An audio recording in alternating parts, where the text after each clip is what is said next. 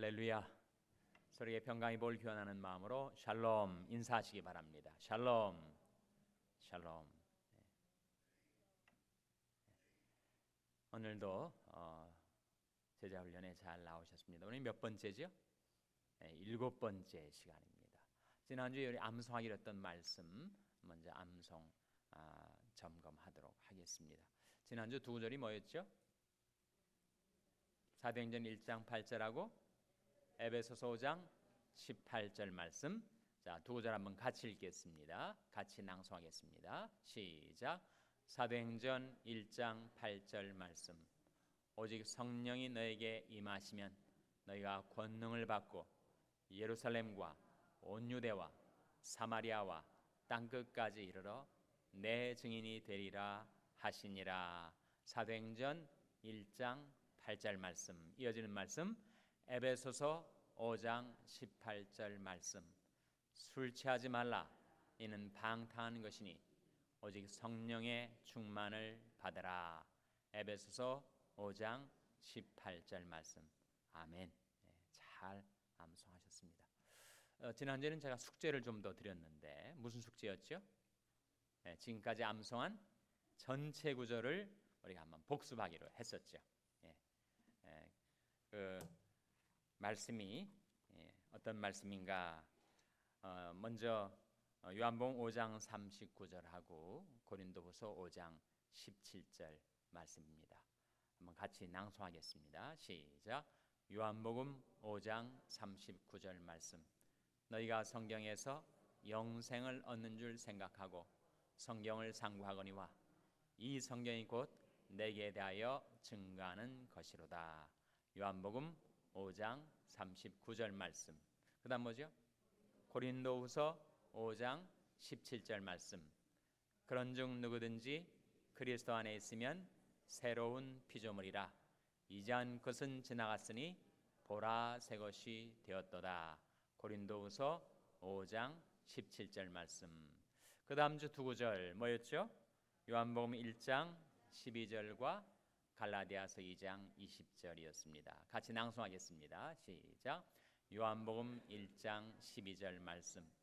영접하는 자 곧 그 이름을 믿는 자들에게는 하나님의 자녀가 되는 권세를 주셨으니.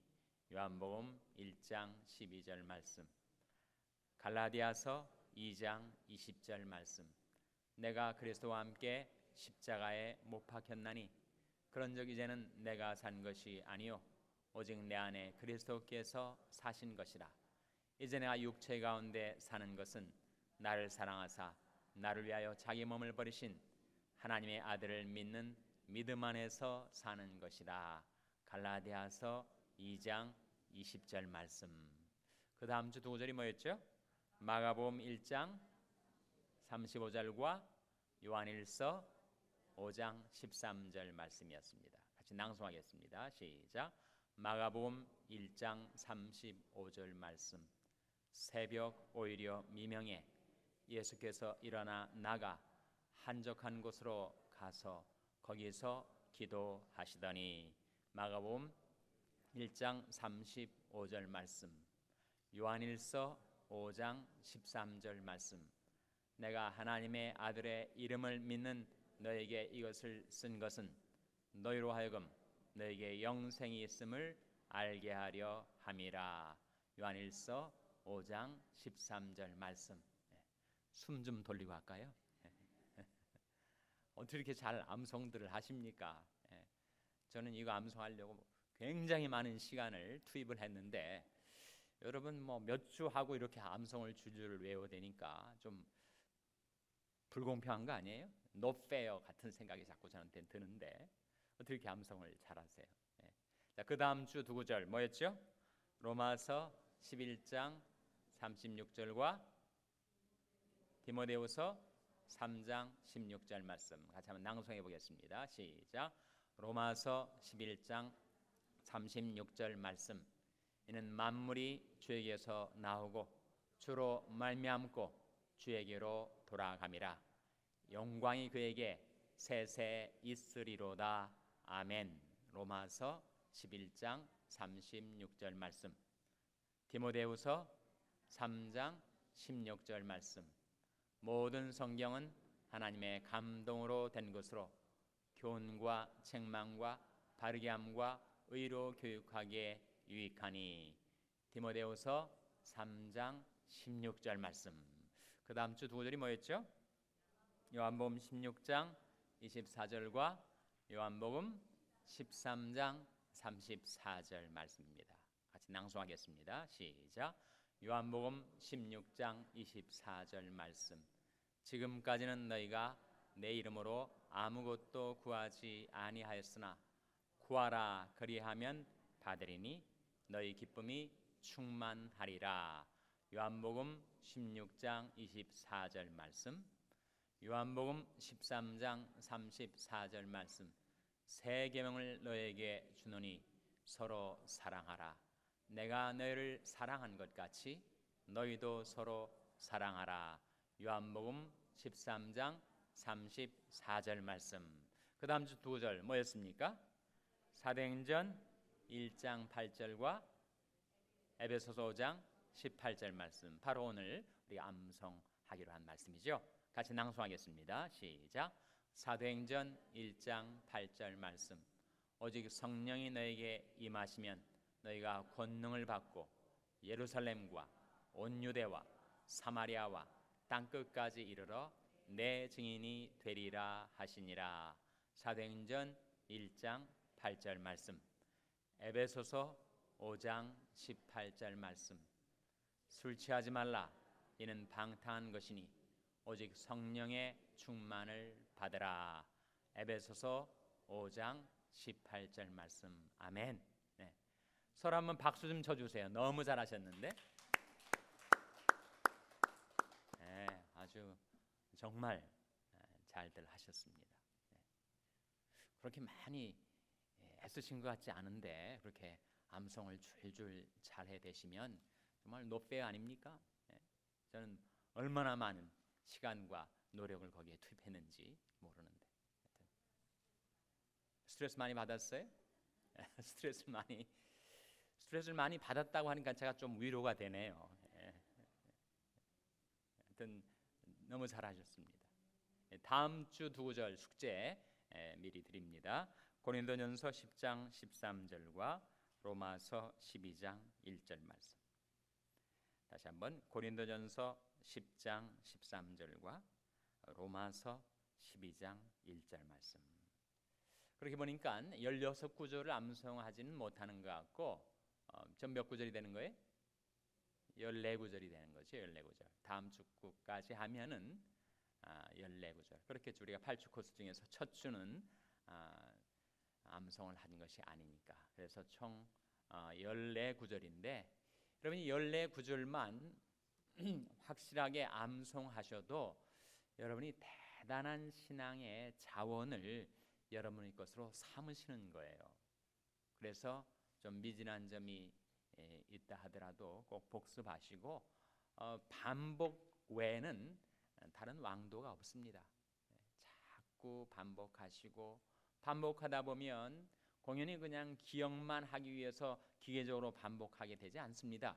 묵상을 하게 돼요. 묵상을 하다 보면 은혜를 받게 되고 또 은혜 받은 말씀은 더 확실하게 기억 속에 남아있게 되기 때문에 이 암송과 묵상이 서로 보완작용을 합니다. 그리고 상승작용을 일으켜서 암송하다 보면 묵상을 하게 되고 묵상하다 보면 암송을 하게 되고 그래서 은혜를 받는단 말이죠. 그래서 여러분이 이번 8주 숙제를 하는 것으로만 생각지 마시고 이게 내 평생 신앙생활에 중요한 자원이다 이렇게 생각하셔서 여러분 성경 말씀이 다 중요하지만 우리가 암송한 이 14구절의 말씀이 굉장히 중요한 말씀들이에요.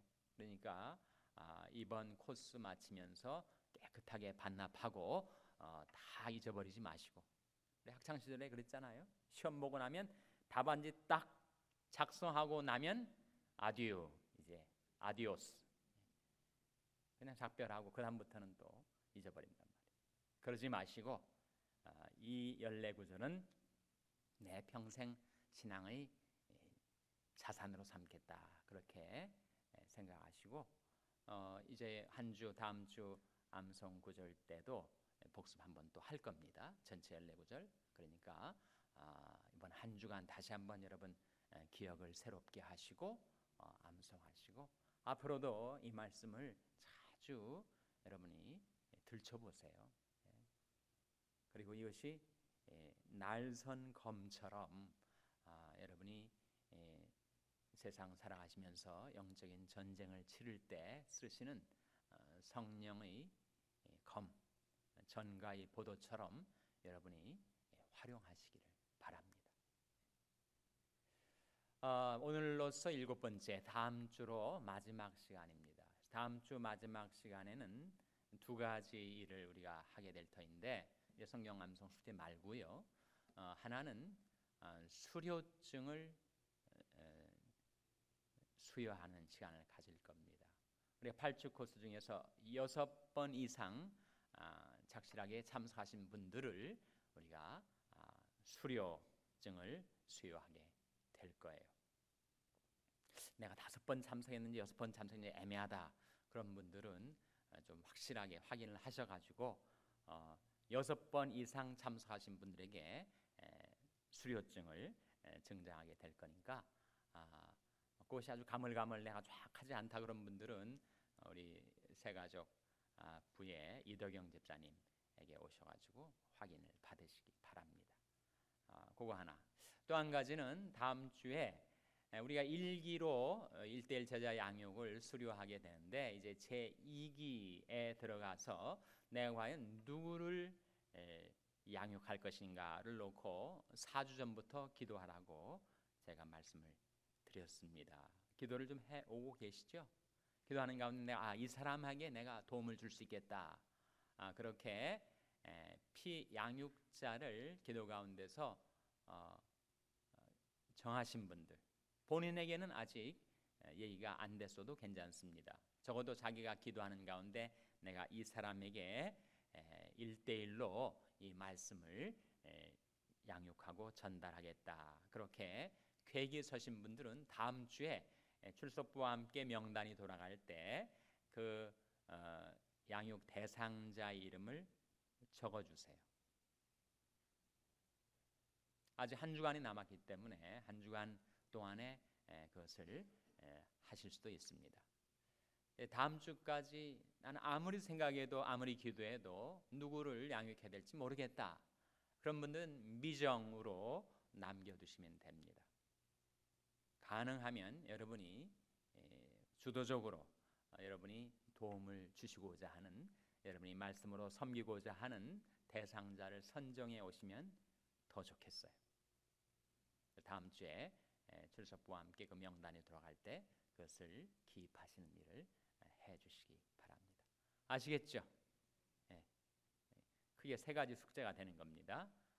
우리 14구절 암송하는 것, 그 다음에 수료증 수요의 시간, 그 다음에 자기가 양육할 양육 대상자 명단을 선정해서 기입하는 것, 그런 일들이 이루어지게 되겠습니다.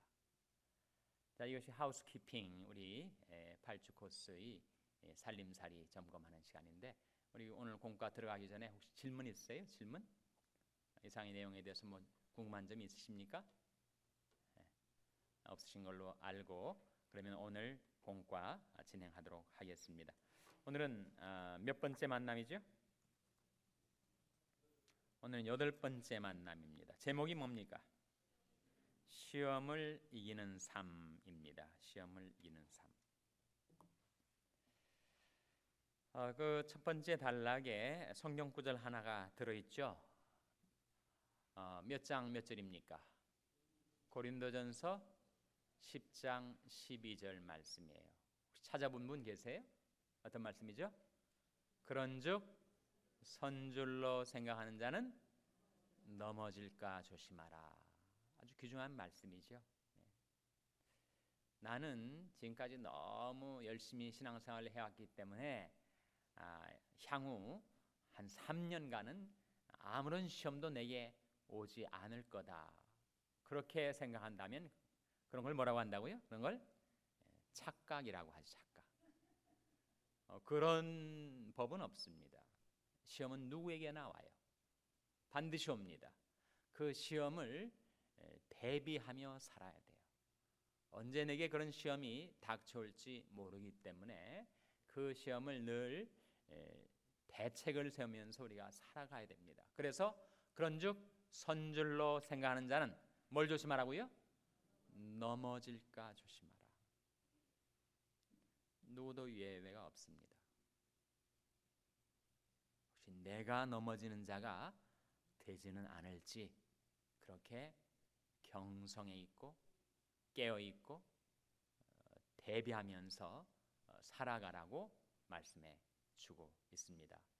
자, 시험에는 세 종류 시험이 있다. 오늘 1번 첫 번째 질문에 나오죠. 성경에서 말하는 시험은 세 종류입니다. 각 시험이 어떻게 다른지 살펴보십시오. 자, 세 종류의 시험 뭐라고요? 시련하고 유혹하고 테스트가 있다. 영어로 말하자면 시련, trial. 두 번째 유혹 뭐겠습니까? temptation. 세 번째 테스트 뭐겠습니까? 테스트죠. 테스트. 테스트를 한국말로 뭐라고 할까? 아주 앞에 시험과 유혹이 다 나왔으니까 테스트를 뭐라고 하겠어요? 그냥 테스트라고 해야 되겠지. 이게 무슨 말인가 하면 시험이라고 똑같은 시험이라고 하는 우리말을 쓰지만 그 내용상 성격상 세 종류가 있다. 첫째는 시련이죠. 시련. 우리가 신앙생활 하다 보면 시련을 당할 때가 있지 않습니까? 시련의 시기를 통과할 때가 있어요. 단련을 받는 거죠. 내 믿음이 정금과 같이 연단을 받게 되는 내 신앙 인격이 깨끗하게 되고 또 단단하게 되는 그런 신앙의 연단을 받는 것을 가리켜서 시련이라고 합니다. 시련. 둘째는 temptation, 유혹입니다. 이 유혹은 누구에게서 오는 겁니까? 유혹은 하나님에게서 오는 거예요? 아니면 다른 존재로부터 오는 겁니까? 하나님으로부터 유혹이 오지 않죠. 하나님이 언제 우리를 죄짓게 유혹하신 적 있습니까? 하나님은 우리를 유혹하지 않아요. 사람이 유혹을 받을 때 내가 하나님에게서 유혹을 받는다 그렇게 말하지 말라는 거예요. 하나님 그 누구도 단 한 번도 사람을 유혹하신 적이 없습니다. 그러니까 유혹은 temptation은 결코 하나님에게서 오지 않는다는 거예요. 누구한테서 오는 겁니까? 유혹은 마귀에게서 오는 거죠. 시험하는 자, the tempter에게서부터 오는 것입니다. 그 유혹은 우리를 범죄하게 만드는 거죠. 그리고 결국에는 우리를 부패시키고 타락시키고 멸망시키려고 하는 악한 의도가 작용을 합니다. 그러나 테스트는 그렇지 않아요. 하나님이 유혹은 하지 않으시지만 테스트는 하십니다. 하나님 누구를 테스트하셨죠? 아브라함을 테스트하지 않았어요? 독자를 바치라고? 또 누구를 테스트하셨습니까? 또 욥도 테스트하셨어요. 그러면 이 temptation, tempt하는 거하고 테스트하는 거하고 어떤 차이가 있는가? 그 근원, 그 유혹의 근원, 테스트의 근원이 다르죠. 유혹은 근원이 마귀고 테스트는 근원이 하나님이십니다. 근원만 다른 것이 아니라 그 목적이 달라요. 유혹의 목적은 우리들이 파멸입니다. 그러나 테스트의 목적은 우리를 업그레이드 시키는 거죠. 그러니까 선생님들 중에서 그런 선생님이 있다는 거예요. 채점을 하면서 이 학생이 맞을 때마다 동그라미를 치면서 아깝다 아깝다 내가 이놈한테 100점을 뺏기다니, 그런 선생이 있다면 좀 문제가 있는 선생 아니겠어요? 선생님이 시험 문제를 내줄 때 그 시험은 우리가 지금까지 배웠던 것을 한번 복습하고 총정리하고 그의 학력을 한 단계 업그레이드 시키기 위해서 테스트가 주어지는 것이죠. 하나님께서 우리를 테스트를 하시지만 결코 템트는 하지 않으십니다. 하나님이 우리에게 시련을 가져다 주시고 우리 신앙생활이 단계에 테스트를 하실 때가 있는데 그 테스트의 목적은 우리를 한 단계 향상시키기 위해서 또 우리 신앙을 더 강건하게 세우시게 하여 우리 모난 인격을 연단하시고 우리 마음, 우리 삶 속에 섞여 들어온 죄악들을 제하시기 위해서 마치 용광로에다가 온갖 불순물이 들어있는 금속물을 집어넣었을 때 그것이 다 불에 타라 녹아지고 순금이 나오는 것처럼 우리가 불같은 시험을 당하지만 그 시험 속에서 우리가 단련되고 깨끗해지고 굳세지도록 하나님께서 우리에게 시련을 허락하시고 테스트를 하실 때는 있지만 우리로 하여금 죄짓고 타락하고 멸망하도록 우리를 템트 하시는 경우는 없다는 겁니다. 그래서 시험에 세 종류가 있다. 다시 한번 무엇과 무엇이라고요? 시련과 유혹과 테스트가 있다. 그렇게 기억을 하시고 구별을 하실 수 있기를 바랍니다. 고린도전서 10장 13절 이 시험과 관련돼서 매우 중요한 말씀이고 우리가 다음 주 암송 구절이니까 한번 찾아보시기 바랍니다. 고린도전서 10장 13절 몇 페이지죠? 신약성경 274페이지 신약성경 274페이지 전으로 보세요.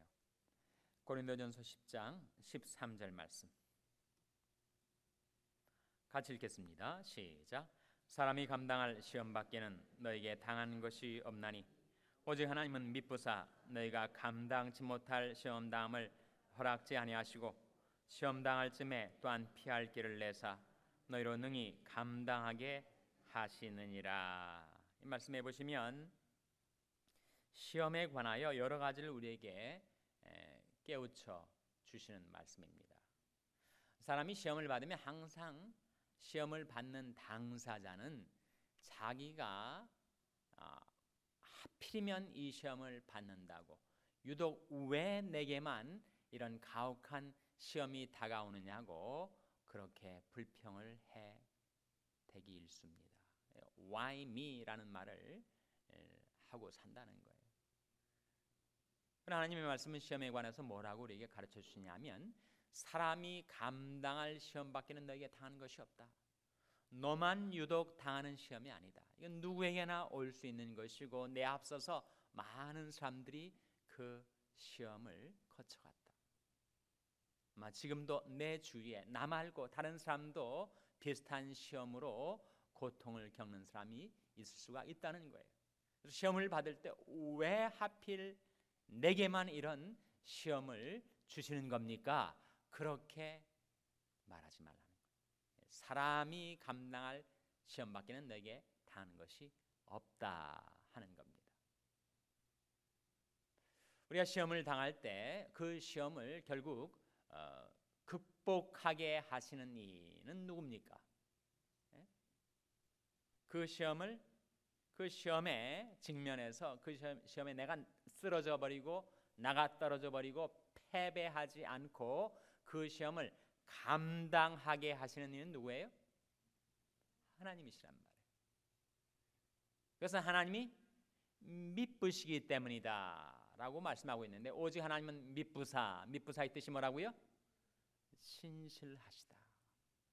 우리 하나님은 신실하시다. 사람은 변덕도 심하고 또 능력도 없어가지고 사람을 우리가 의지하다 보면 우리는 실망을 하게 되고 배반을 당하게 돼요. 그러나 하나님은 미쁘십니다. 신실하세요. 그래서 우리가 시험을 당할 때 하나님이 우리와 함께 하십니다. 네가 시험을 당하고 있을 때 내가 너와 함께하고 너를 건져주고 너를 높여줄 거다. 그렇게 약속하세요. 시편 91편 14절 말씀. 너희 환난 중에 내가 너와 함께하여 너를 건지며 너를 영화롭게 하리라. 약속이란 말이죠. 그래서 우리가 시험을 당할 때 그 시험을 극복하게 하시는 분도 하나님이시고, 하나님은 신실하셔서 시험 중에 있는 우리들과 함께 해주시고 약속하신 대로 우리를 건져주시고 우리를 높여주신다 하는 거죠. 그리고 하나님께서는 나를 아세요. 내 연약함을 아세요. 그래서 내가 도저히 감당 못할 시험이라면 하나님이 막으십니다. 그 시험 때문에 내가 절망하고 그리고 다시 회복될 수 없도록, 복구할 수 없도록, 재기하지 못할 정도의 내 믿음을 초과하는 더 큰 시험을 내게 허락질 않으신다는 거예요. 그러니까 하나님은 내 상태도 아시고 다가오는 그 시험의 강도도 아셔서 내가 도저히 감당 못할 것 같으면 하나님께서 그 시험을 지나가게 해준다. 어떻게 이렇게 말할 수가 있는가? 바로 13절에 그대로 나오지 않습니까? 13절 말씀을 다시 한번 들여다보세요. 사람이 감당할 시험 밖에는 너희에게 당한 것이 없나니 오직 하나님은 미쁘사 너희가 감당치 못할 시험 당함을 어떻게 안 하신다고요? 허락질 않으신다. 허락질. 모든 하나님이 허락하셔야 일어납니다. 참새 한 마리 떨어지는 것도 하나님이 허락하셔야 떨어지는 것이고, 우리는 참새보다도 더 귀중한 존재로서 우리 무엇까지 다 세신받았다고 했습니까? 우리 머리털까지. 머리 숱이 많은 분들은 하나님이 카운트 하시기에 좀 더 부담을 드리는 거고, 머리 숱이 없다고 고민하신 분들은 그래도 하나님이 카운트 하실 때 조금 도움을 드리는 것이 될 수가 있단 말이에요. 하나님이 우리 머리털까지 다 세신받으시고 또 참새보다도 우리를 더 귀중히 여기시고, 그리고 우리 연약함, 우리 한계를 아시기 때문에 내 한계상 도저히 감당 못할 강도의 그 시험이 다가오면 하나님께서 그 시험이 나를 멸망시키지 못하도록, 나를 무너뜨리지 못하게 하시도록 그 시험이 내게 닥쳐오는 것을 허락질 않으신다.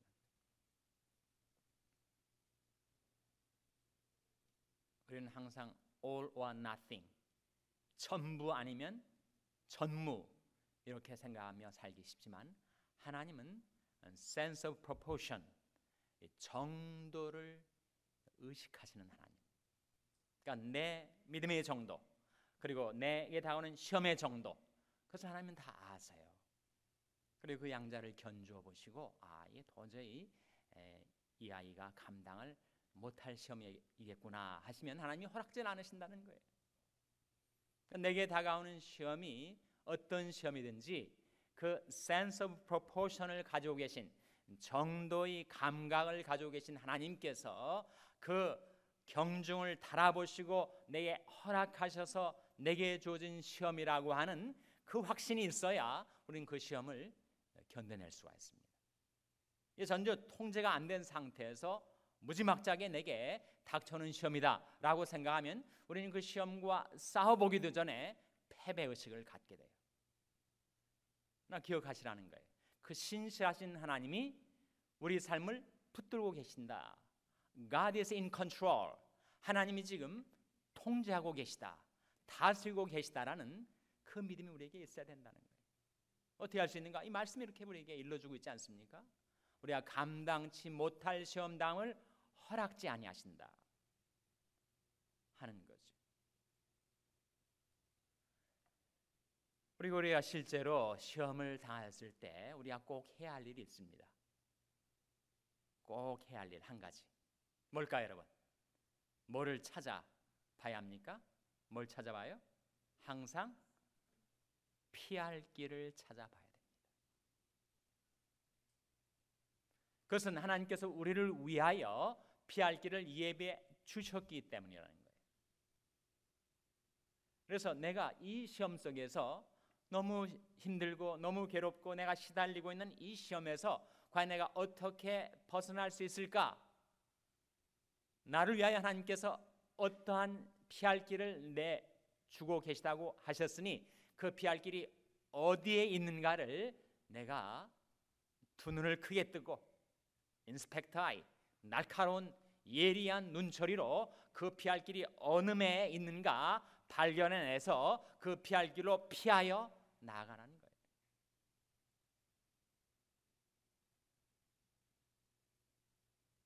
그래서 하나님은 신실하시고 우리가 감당치 못할 시험당함을 허락지 아니하시고 시험당할 쯤에 또한 무엇을 내사 그렇게 말씀하셨습니까?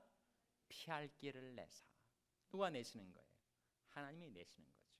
그리고 그 피할 길을 따라 나갈 때 우리 하나님 시험을 감당하게 하시는 분도 하나님이시다. 그 말씀을 우리에게 일러주고 있는 겁니다. 여러분이 건강으로 인해서 시험을 당하시든지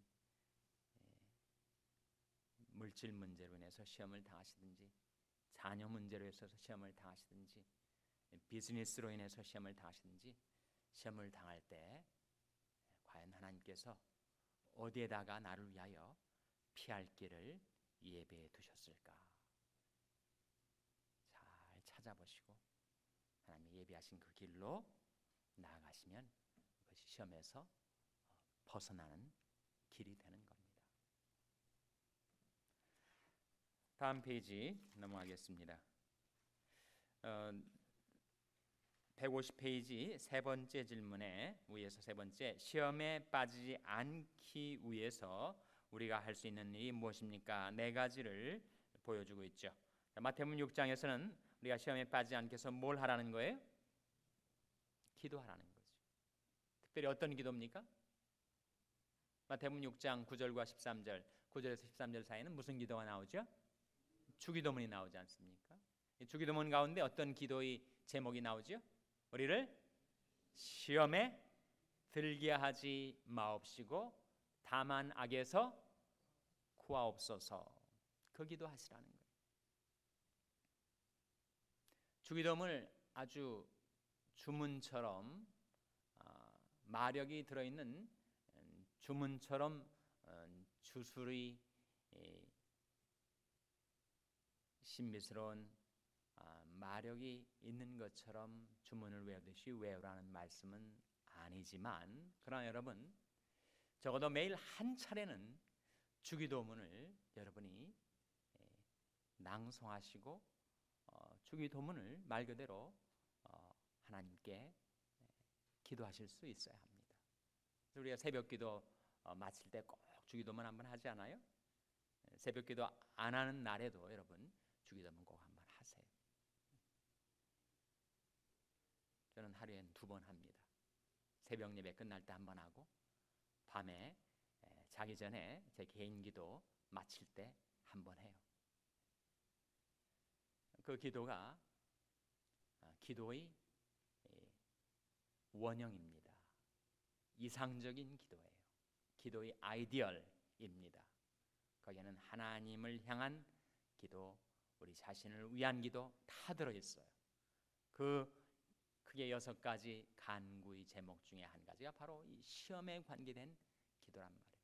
예수님께서 우리에게 누누이 시험에 들지 않도록 껴있어 기도하라고도 하셨고 시험에 들지 않기를 위해서 기도하라 하셨는데 그렇게 기도하려면 바로 주기도문의 그 기도를 하나님 앞에 드리며 살라는 거예요. 우리를 시험에 들게 하지 마옵시고 다만 악에서 구하옵소서.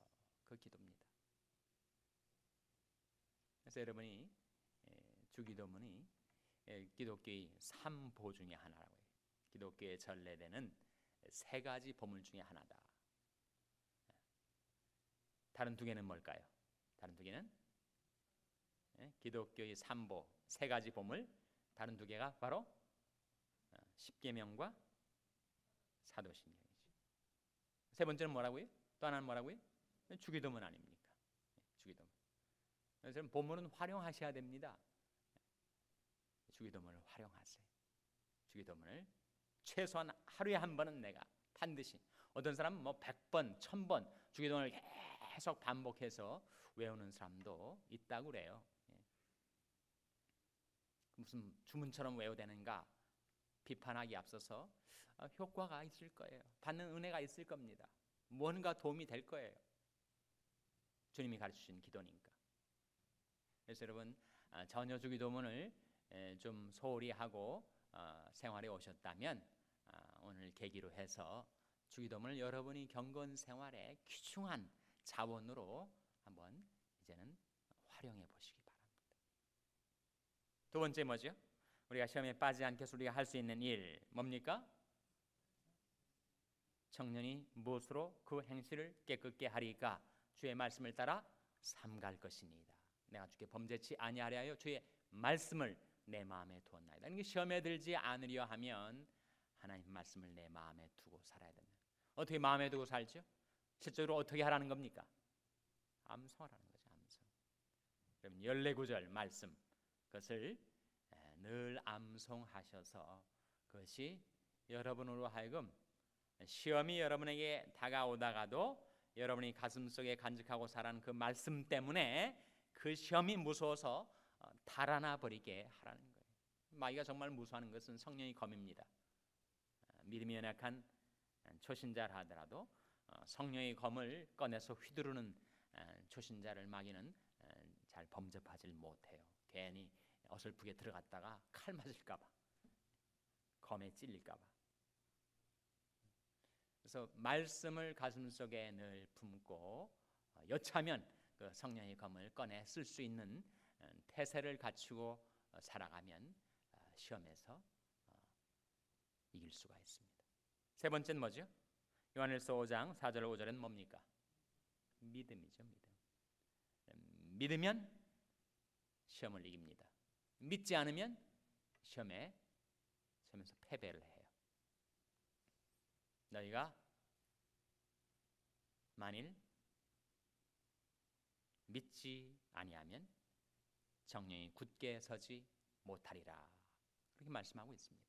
믿질 않으면 서질 못합니다. 믿으면 섭니다.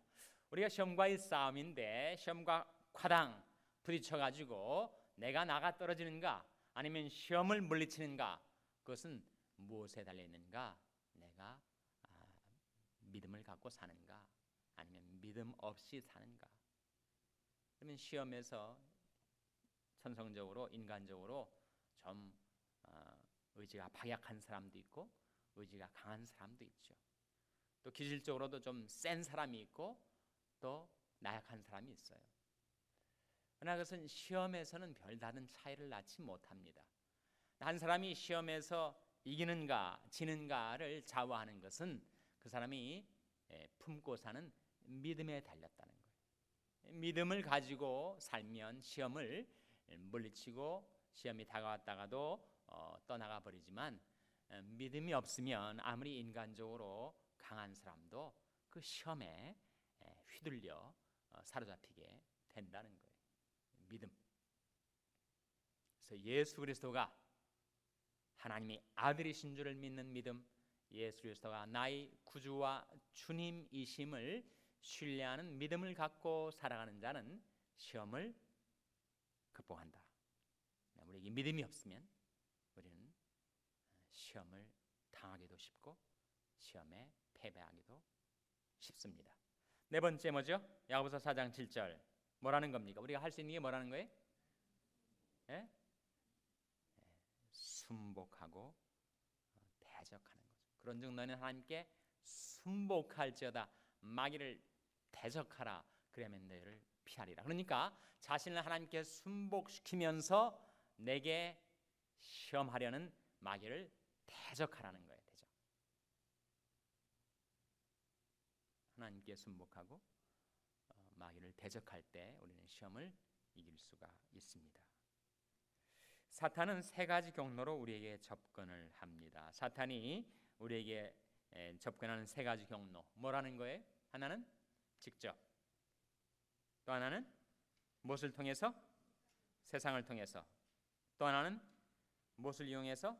우리의 육신을 공략해서. 세 가지.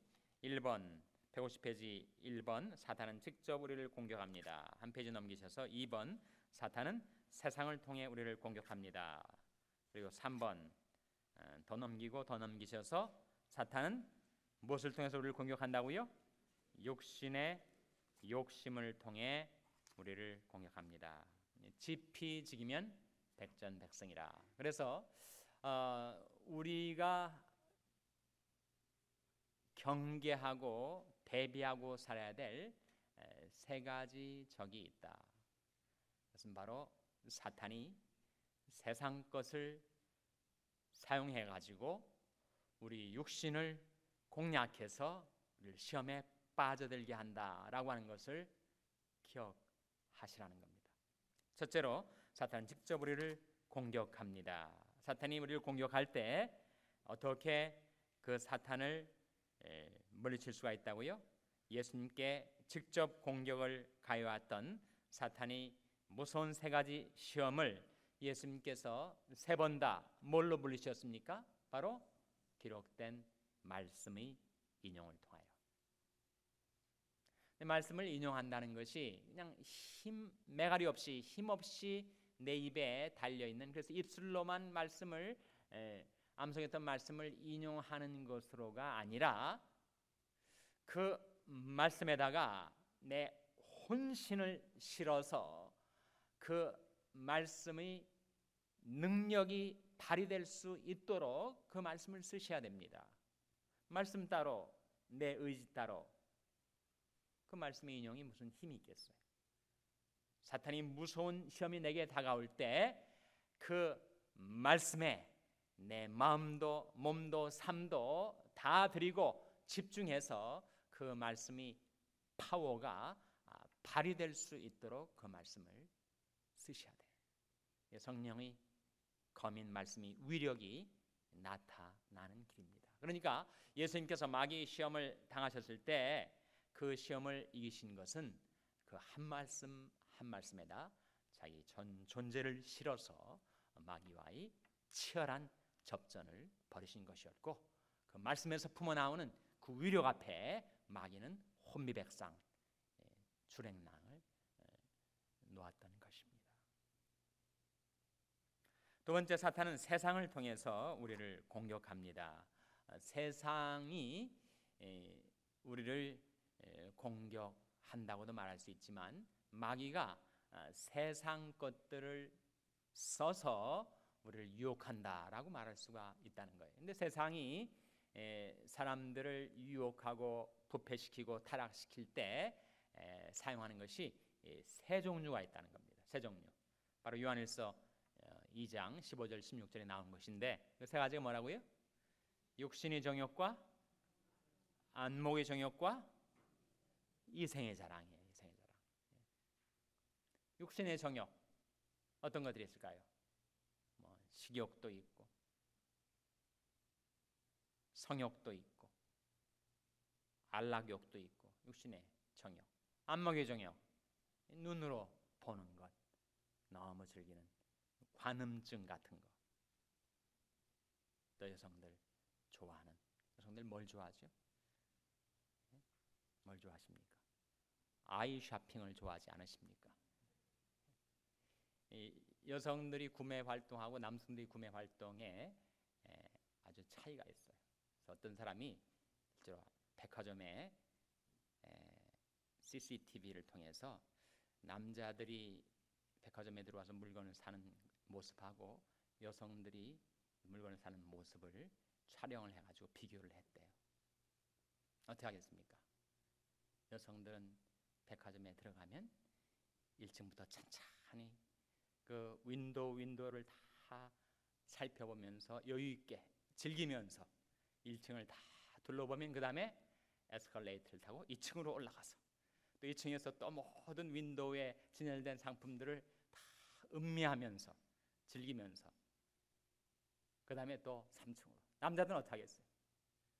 남자들은 타겟이 어디인가를 먼저 살펴가지고 그것이 어디에 있는가 매장의 위치를 확인하면 곧바로 일직선으로 백화점 문에 들어서 가지고 그 물건까지 동선이 다 일직선으로. 남자는 쇼핑한다고 안 하고 뭐라고 한다고요? 헌팅을 한다, 그렇게 얘기를 한답니다. 남성과 여성의 차이가 많은데 그 중에 하나 쇼핑 구매 형태의 차이가 있다는 거예요. 근데 안목의 정욕 역시 사람, 남자든 여자든 눈을 통해서 유혹이 들어옵니다. 그러니까 이성의 성욕의 유혹도 들어오고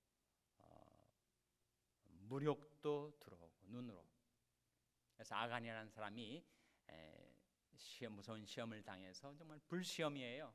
그래서 자기도 죽고 가족들도 다 죽게 되는 그 시험을 당할 때 이렇게 말합니다.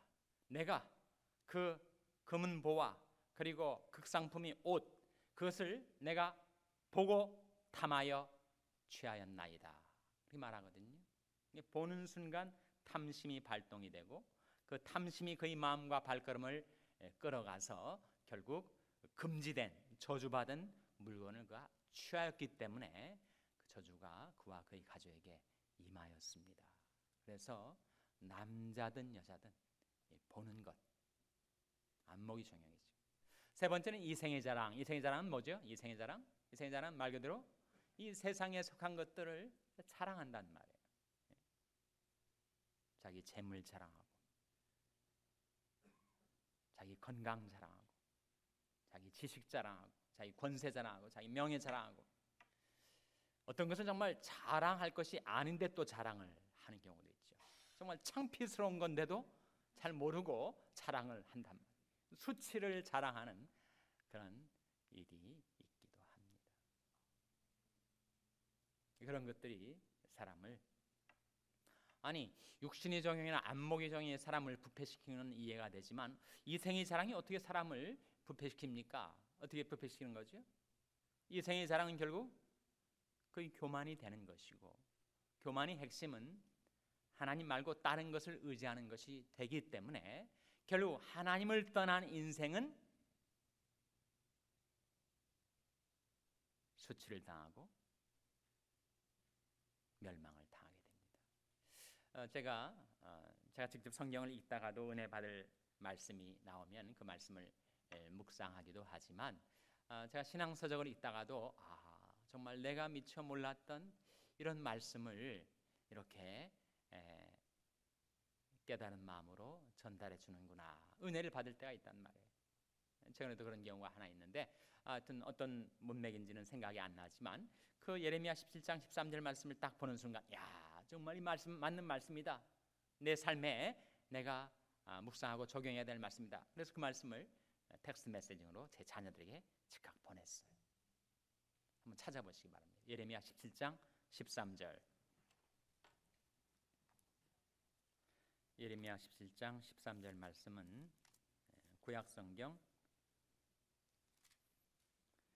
1077면입니다. 1077면. 예레미야 17장 13절 말씀 우리 한번 찾아서 같이 읽겠습니다. 구약성경 1077면 예레미야 17장 13절 말씀입니다. 예레미야 17장 13절 말씀 같이 읽겠습니다. 시작. 이스라엘의 소망이신 여호와여, 무릇 주를 버리는 자는 다 수치를 당할 것이라. 무릇 여호와를 떠나는 자는 흙의 기록이 되오리니 이는 생수의 근원이신 여호와를 버림이니이다. 이 말씀 속에 하나님을 이스라엘의 소망이라고 고백을 하고 있습니다. 이스라엘의 소망이신 여호와여, 무릇 주를 버리는 자는 다 무엇을 당한다고요? 수치를 당합니다. 이 생의 자랑에 휘둘려 가지고 이 세상에 속한 것들을 뽐내고 자랑하고 교만한 마음으로 나는 굳이 하나님 없이도 살 수 있는 것처럼 착각한 나머지 하나님을 버리게 되면 그 인생은 수치를 당하게 된다. 그것만으로 끝나는 것이 아니라는 거예요. 무릇 여호와를 떠나는 자는 흙에 기록이 되오리니, 이 말씀은 뭐냐면 여호와를 떠나는 자는 언더월드에, 지하로 들어가게 된다, 멸망을 당하게 된다는 거예요. 이 세상 삶 속에서도 망하지만, 수치를 당하지만, 저 세상에서도 그는 하나님이 생명으로부터 떨어져서 그 지하 속에서 버림을 당하게 된다는 겁니다. 이는 생수의 근원이신 여호와를 버렸기 때문이다. 이생의 자랑이 무서운 것은 그 자기가 자라는 이 세상에 속한 것을 의지하는 나머지 하나님을 떠나게 된다는 것, 하나님을 버리게 된다는 것.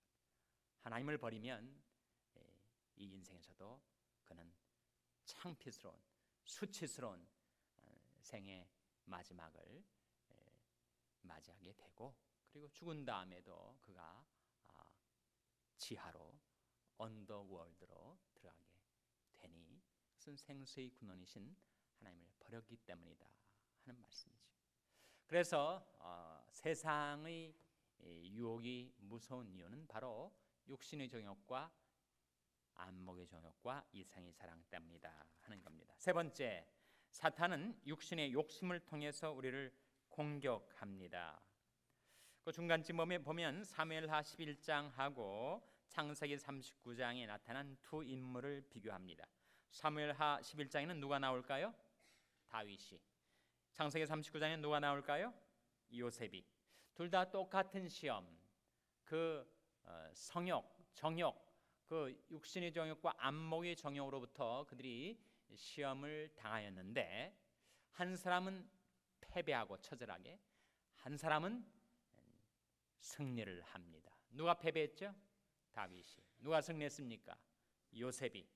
두 사람이 동일한 이성으로부터의 시험, 여자로부터의 시험을 받았을 때 한 사람은 패배하고 한 사람은 이겼던 차이가 무엇일까?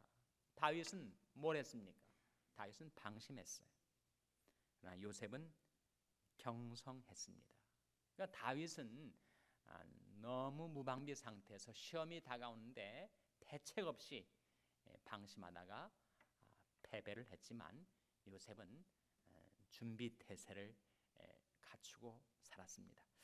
또 하나의 차이, 다윗은 자기 휘하의 장군과 병사들이 다 전쟁에 나갔는데 홀로 유유자적 한가로이 거닐다가 그 무서운 시험에 빠져들었지만, 요셉은 자기의 주어진 의무를 충실히 수행하고 있었습니다. 한 사람은 의무 불이행, 다른 한 사람은 의무의 충실한 이행이죠. 공통점이 한 가지 있다면 둘 다 안목의 정욕이었어요.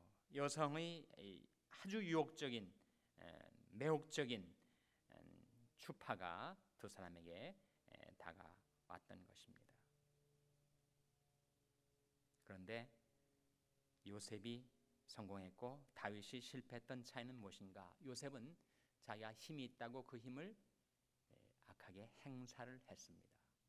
그러나 요셉은 내가 하나님 앞에 어찌 악을 행하여 득죄하리까? 하나님이 능하신 손에서 겸손했던 것.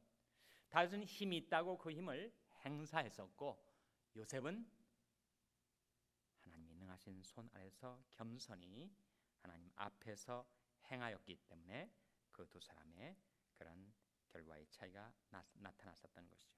우리들에게 있어서도 그런 이성의 또는 성욕의 시험이 다가올 때가 있는데, 그것을 예방하며 살 수 있는 중요한 하나의 비밀이 있다는 겁니다. 그것이 마지막에 나와 있는 디모데후서 2장 22절인데, 거기에 보면 내가 청년이 정욕을 피하고 주를 깨끗한 마음으로 부르는 자들과 함께 의와 믿음과 사랑과 화평을 조치라 하는 말씀이 나오는데, 결국 뭘 하라는 겁니까? 뭘 조심하라는 거예요?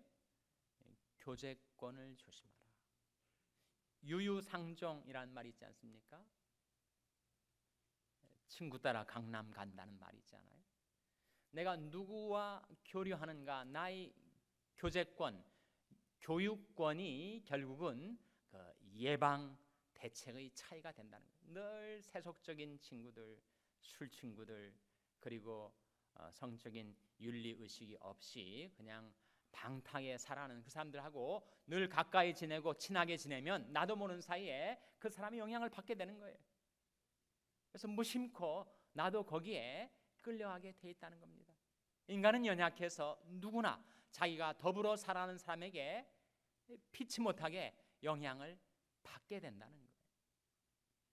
그래서 과연 나는 누구와 평상시에 교류하고 교제하고 자주 많은 시간을 보내고 나의 마음, 나의 생각, 나의 의식을 서로 교류하며 지내는가. 그게 중요하다는 거죠. 주를 깨끗한 마음으로 부른 자들과 함께 생활하라. 자기가 누구랑 같이 동행하며 사는가 하는 것이 결국 시험에서의 실패와 승리의 거의 절반은 이미 좌우하게 된다는 겁니다. 지혜로운 자와 동행하면 지혜를 얻고 미련한 자와 사귀면 뭘 받는다고 했습니까? 해를 받습니다. 해를 받아요. 인간적인 정에 이끌려서 그냥 막역하게 친하게 지내지만 그 사람이 어떤 사람인가 하는 것이 내게 꼭 영향을 줘요. 그 사람이 성적으로 문란한 삶을 살면 나도 그렇게 빠져들기 십상이고, 그 사람이 너무 혈기를 잘 부리고 그리고 분노를 폭발시키는 그런 사람이 되면 야 정말 저 멋있다, 남자답다, 그렇게 생각하면 자기도 그렇게 돼버리는 거란 말이에요. 미련한 자와 사귀면 해를 받느니라. 성경은 계속해서 우리에게 누구와 교류하는가, 누구와 더불어 많은 시간을 보내고 서로 영향을 주고받는가 하는 그 교제권에 의해서 벌써 시험의 절반은 이미 승리와 실패가 결정된다라는 사실을 우리에게 보여주고 있습니다. 거기까지 우리가 보도록 하고 우리가 한 10분간 휴식하고